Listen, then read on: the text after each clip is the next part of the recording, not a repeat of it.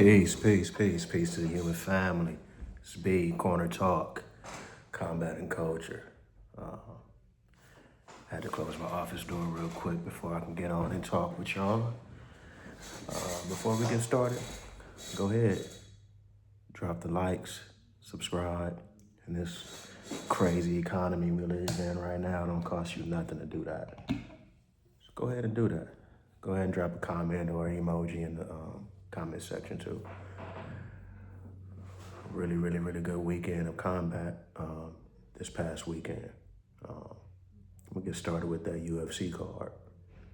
It was an entertaining card. Great fights, pretty much from top to bottom. I enjoyed that heavyweight scrap a lot. Who was it? Shamil Gazif and Brendo Pirik, something like that. You know how I am with names. Good fight. Both fighters left it all out there. It was almost like rock'em sock'em robots, you know. So entertaining in that aspect, which I thought was legit. The Tim Elliott fight was really good. He came out with the typical Tim Elliott style. You know, he's unorthodox, throw strikes from everywhere. But Steve Erceg, when he started throwing straight shots, man, and fundamentals, he started picking Tim Elliott apart, and that pretty much he routed him in the second and the third rounds of that scrap. He did his thing. Beneil Dariush, longtime UFC vet, former title challenger, excellent fighter. I've known people who have trained with him personally and speak to how good that gentleman is.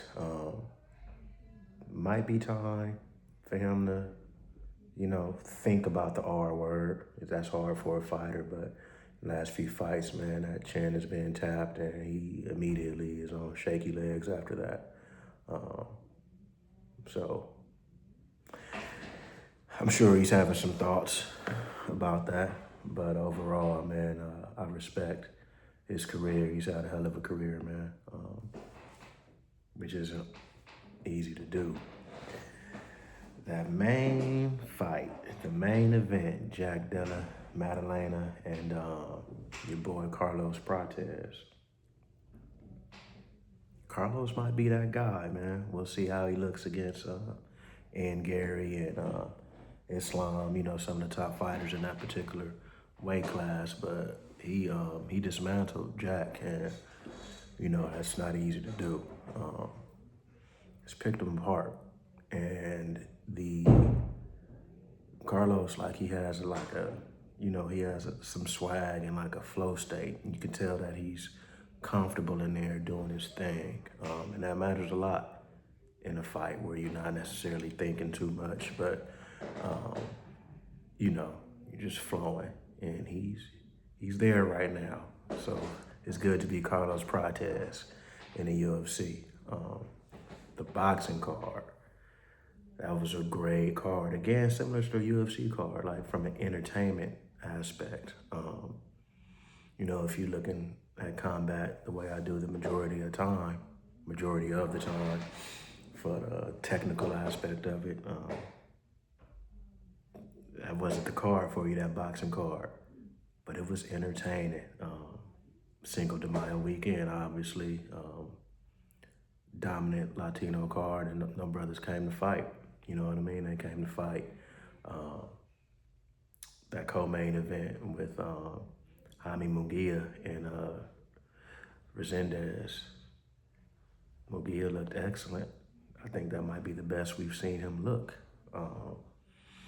And Resendez is no slouch at all, but Munguia did his thing. He's over there with Eddie Reynoso and Canelo in that camp. I saw the Boxing Hall of Famer Tim Bradley mention something about, or insinuating, look out, you might got a hold of some of that Mexican beef. And, you don't want to outright make accusations like that, but that brother looked good, man. He looked good. Cardio was there, all 12, through a high volume of shots, the majority of the rounds. Looked strong. And Resendez is a strong fighter as well. So the way Munguia made him look in that fight, like, again, best I've ever seen him look. And then we got the Mexican Monster, right? Like I said,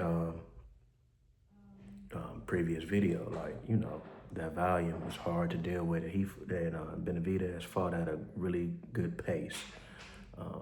You can tell when he would, he would shell up and get in the high guard. He was sort of resting. He was picking shots off from Zurdo, and then he'll get that Gatling going, right? And that's hard when you throwing 7s and 8s. That's hard. There's not too many people on the planet that can defend 7-8 punch combination like that.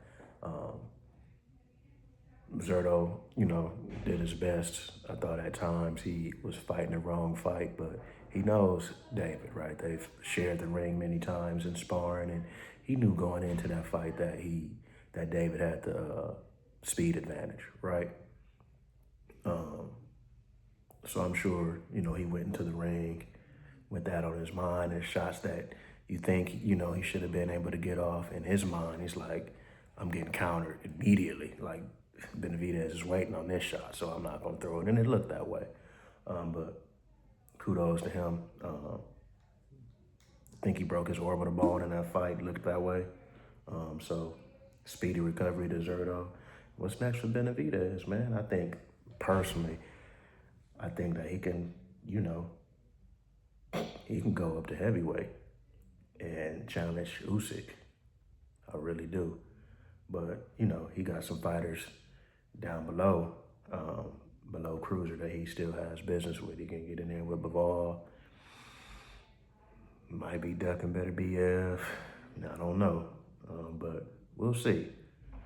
Anyway, great card. We got some fights coming up soon. I'll get back with you guys, talk about those. Need to get myself back to work. But anyway, this Corner Talk with B. Go ahead, drop a like, subscribe. It don't cost you nothing right now. Peace to the human family. Corner Talk, combat and culture. Peace.